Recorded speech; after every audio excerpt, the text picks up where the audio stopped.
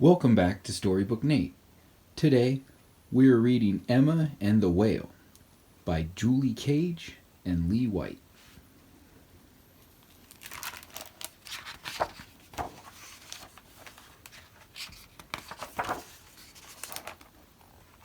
The old house where Emma lived had crooked walls and slanting floors, but Emma didn't mind. It was close to the ocean, and that was her favorite place to be.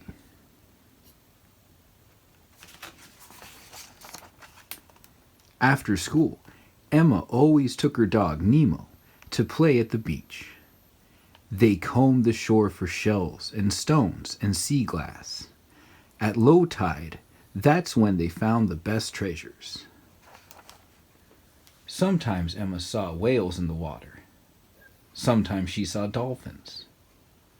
And once a loggerhead turtle. She liked to picture an ocean teeming with life, with no balloons or bottles spit to shore.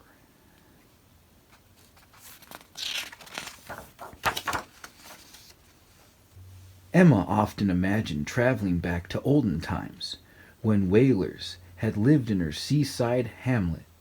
She would shout at the captains, "Please don't hurt the whales!" And they would listen.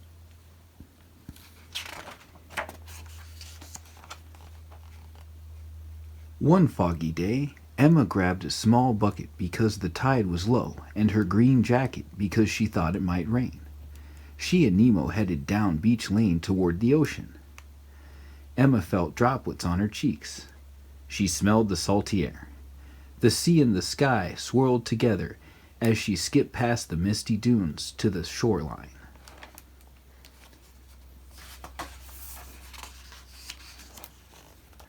Emma and Nemo frolicked in the surf. They followed the tide line.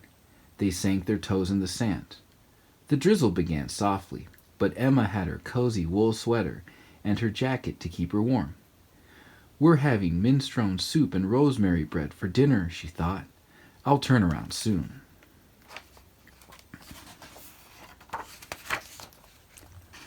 One summer long ago, Emma and her friends had lined up to run across a great gray log that had washed ashore. When Emma had closed her eyes, she'd become a tightrope walker, the first to cross the sea. Every so often, a new log would arrive, maybe from down the street, maybe from the Bahamas or the Azores. Nemo started barking. "That's so unlike him," thought Emma. She followed Nemo's stare down the beach. "What is that?" she wondered. "I think it's a drift log."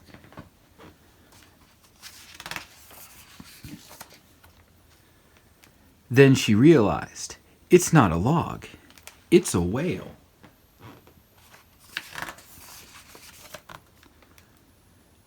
Emma ran closer. "I'm not going to hurt you," she whispered, kneeling down.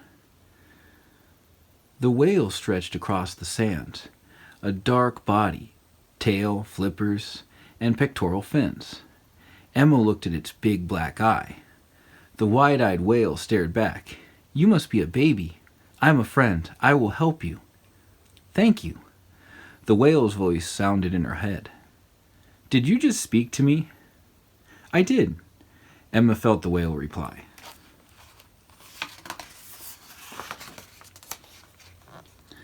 Bigger raindrops fell, and Emma put her hand on the whale's back. She felt its breaths.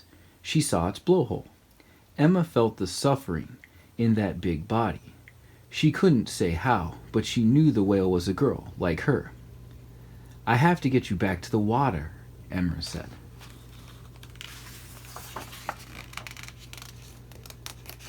Emma and the whale watched as waves arrived on shore, uncurled, and swept back to sea.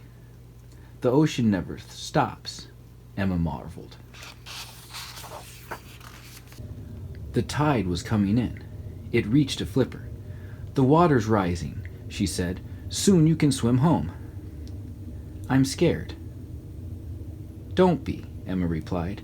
"Think of your pod and your family. Picture yourself swimming free."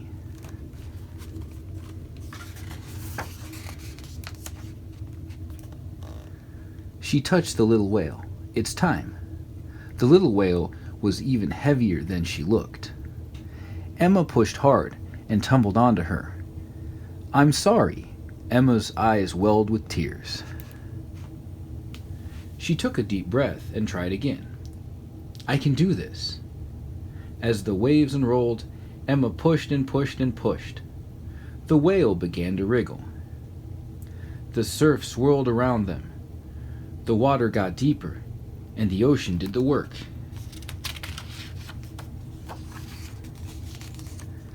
A few more pushes, and the whale slipped past Emma and ducked under a wave. She was beyond the break, over the sandbar, and out to sea.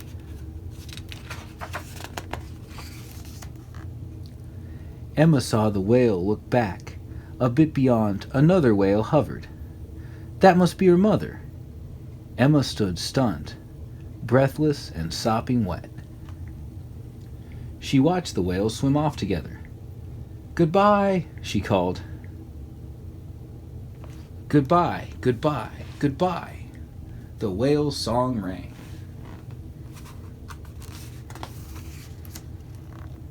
The whales disappeared into the fog.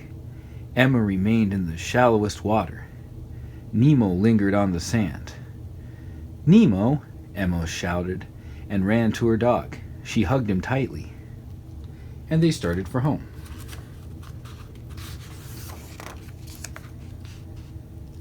That night, sleep came easily, and Emma dreamed of the whale. Her legs wrapped around the whale's big back. They sailed through turquoise waters, beside pink sand beaches. Emma gripped the whale's back with her knees. Her hair was loose, her arms reached out, and she was laughing.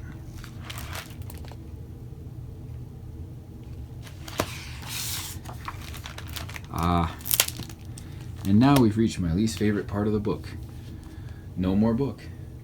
Thanks for stopping by, and keep reading.